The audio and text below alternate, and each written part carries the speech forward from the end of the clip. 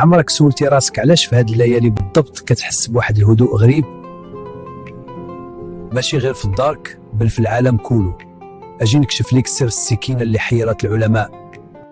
الموروث ديالنا كيقول بلي في ليله القدر الارض كتحمى من كاع الشهب والشياطين، والعلم كيتعجب من هذا الصفاء الكوني اللي كيوقع في ايام معدوده من العام. في هاد الليالي ترددات القلب ديالك كتنخفض والتوتر كيدوب،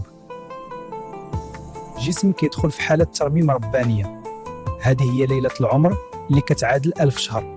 الجدود ديالنا ما كانوش كيبخروا غير هكاك، كيروحوا المسك والعود لفتح مسالك الدماغ للتركيز والعبادة، وكيحلوا بيبان الروح وكيهدنوا الأعصاب باش تستقبل الأنوار ديال هاد الليالي.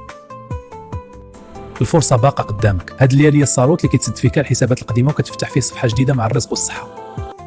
ولكن ورد بالك، إلا دوزتي هاد الليالي غير في السكرومينت وتصور ديال الحلوة، راك ضيعتي طران العمر اللي مكيجي غير مرة في العام.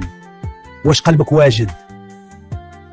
اللهم اجعلنا ممن نالوا نصيبهم من ليلة القدر. خليوا لنا آمين في التعاليق ومتابعة للحكواتي باش ديما نوركم القشع.